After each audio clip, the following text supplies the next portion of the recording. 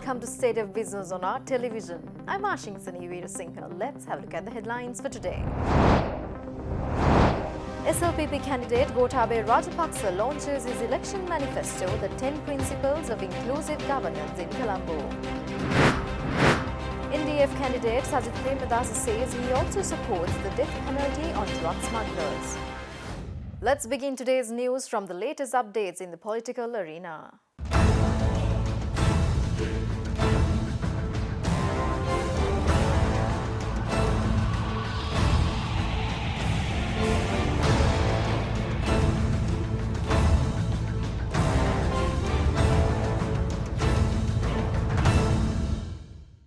Sri Lanka Podujana Peremuna's presidential hopeful Gotabaya Rajapaksa today vowed to update the outdated tax system while reducing the tax burden imposed on the general mass.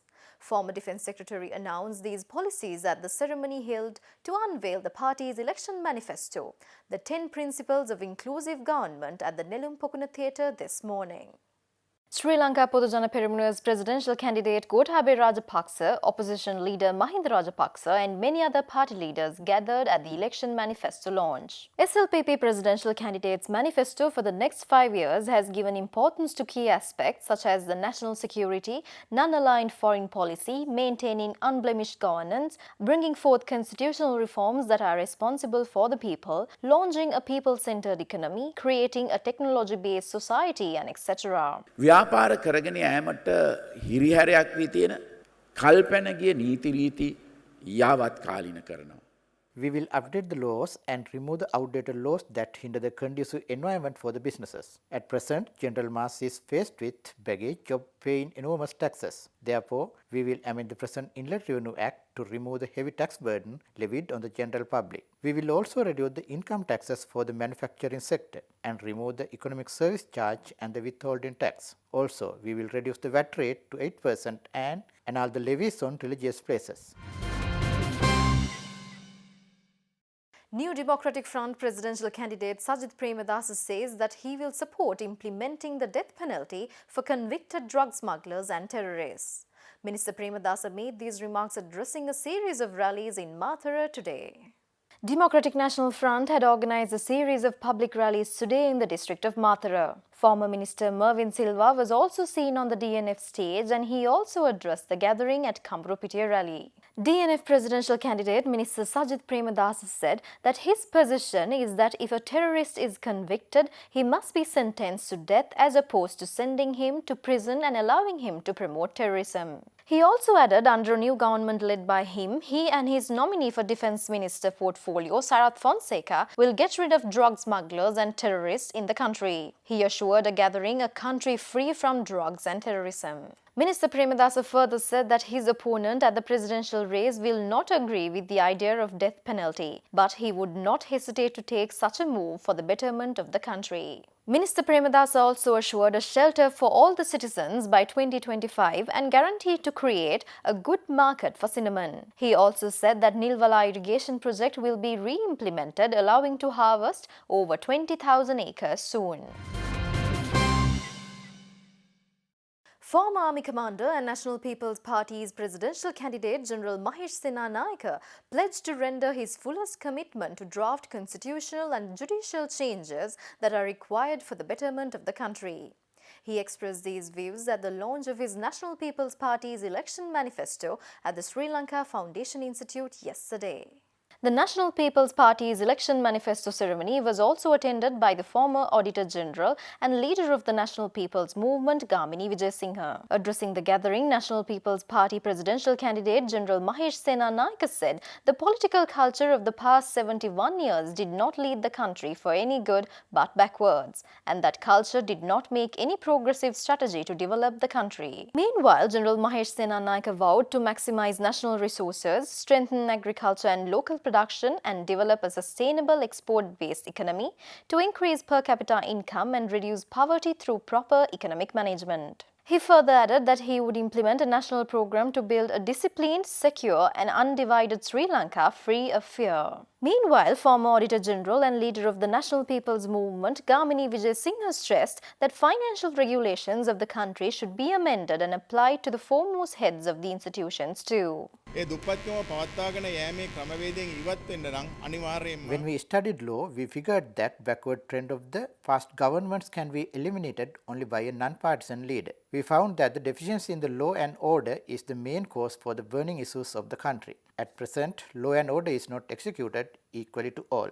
In our state institutions, the law and order are only applied up to the position of the secretary. In the constitution, it says the secretary should conform to the orders of the minister. But according to the financial regulations of the country, the secretary is held responsible if any mishap occurs. There is an evident discrepancy between these two laws. That is why the state institutions have deteriorated. Public employees thus cannot work due to this iron fist of the head of the institutions. Financial regulations should be amended and applied to the foremost heads of the institutions too.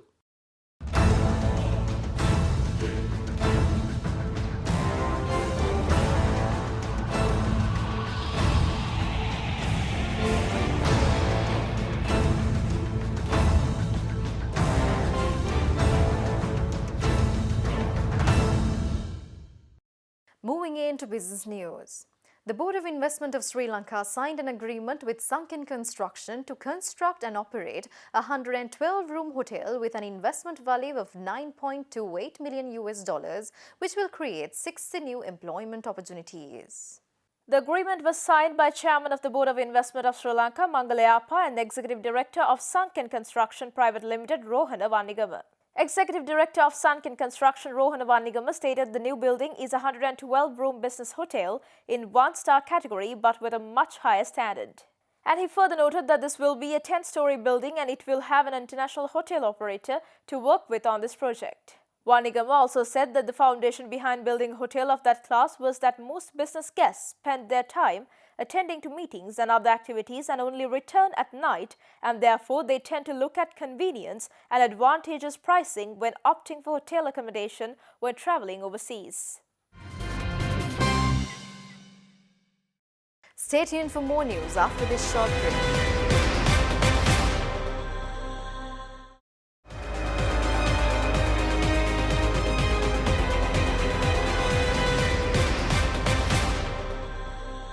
Welcome back after the break.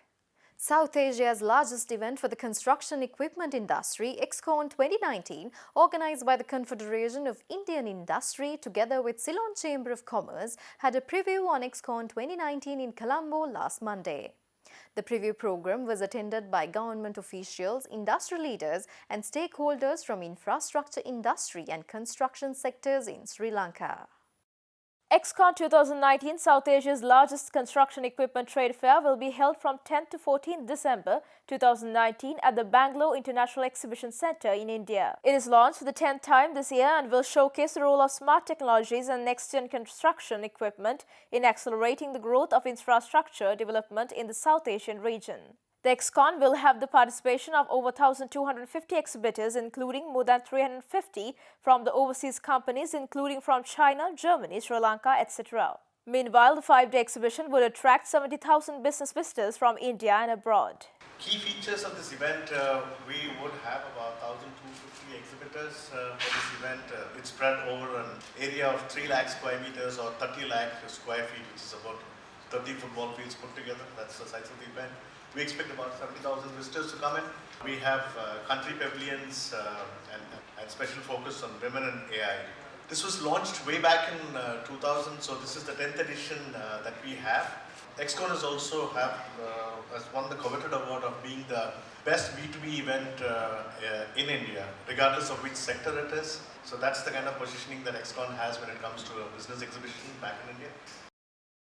Addressing the preview of EXCON 2019, leader of EXCON 2019 Task Force, Jaydeep Shekhar, highlighted that the bilateral trade relations between India and Sri Lanka have improved over the years and briefed out of profitable investments that both countries could tap into in the future. India and Sri Lanka trade relations have been growing over the last few years' time. Sri Lanka is India's major trading partner in South Asia. The bilateral trade between these two countries in the last financial year 2018-19 was pegged at around $6.2 billion, with Indian exports amounting to close to $4.7 billion and the exports from Sri Lanka amounting to $1.4 billion. There has been increased trade and investment in various fields, including the infrastructure development. There has been significant progress in the implementation of development assistance projects, which again Ms. Mena has touched upon. In terms of the Indian investments in Sri Lanka, there have been several Indian companies such as ITC, Tata Housing, Tower India Limited having planned investments in the country. And while names like Godrej, Bajaj, Tata are already present in some form or other in Sri Lanka.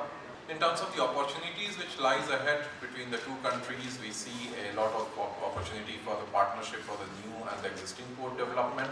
And there is another area wherein there is a lot of partnership which can take place is the smart cities and the urban infrastructure.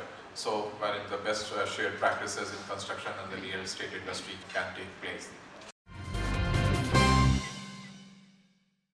Foreign Secretary Ravinatha Arya Singh highlights the urgent need for the development of overarching security architecture and institutional frameworks that address the security issues in the Indian Ocean region. The Foreign Secretary made these observations addressing the Galle Dialogue 2019 held in Colombo last Monday. Addressing the Galle Dialogue 2019, Foreign Secretary Ravinatha Arya Singh acknowledged that the dialogue's theme, Refining Mindset to Address Transnational Maritime Threats, a review of the decade, makes us understand that not only have things around changed, but there is also a need for us to change the way we perceive them.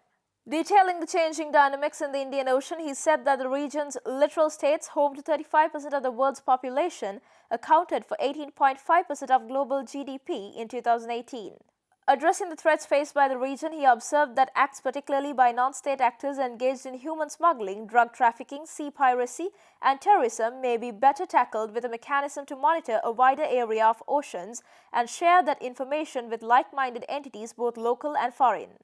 Secretary Arya Singh also called on policymakers and experts of the Indian Ocean region to adopt comprehensive and holistic approaches which, while centrally serving respective national interests, factor within it all other individual country interests and key international commitments and obligations. Now, a subject expert at First Capital Holdings will provide a review on the stock performances for the past week and a stock forecast for the coming week. The stock market saw continuous uptrend in the SPI during the week, closing at a near 10 weeks high on Thursday. Turnover levels remain above 500 million throughout the week except on Wednesday. Net foreign inflow was witnessed in the beginning of the week, which turned to a net foreign outflow towards the latter part. With the election getting in closer, we expect market activity to pick up with improving economic and business activity. The earnings of companies that is likely to be released during the current period, ranging over next 3 weeks, is likely to be positive with lower interest rates impacting the earnings for the first time in a long time. Thereby, we expect earnings of companies to show significant improvement. With the positive company results and momentum regained from the elections likely to have a positive impact on market, creating a positive uptrend. We expect activity levels to remain moderate, while foreigners may continue to be on the selling side, although strong buying interest from locals is likely to absorb the impact. Stay tuned for stock updates after this short break.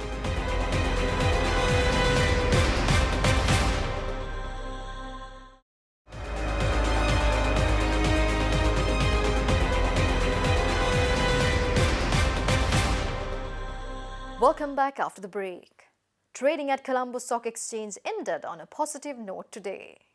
The all-share price index gained 18.98 points to close at 5,935.26 and the S&P SL20 gained 2.95 points to close at 2,935.31. The turnover was 638 million rupees and over 112 million shares were traded. Up next are forex rates.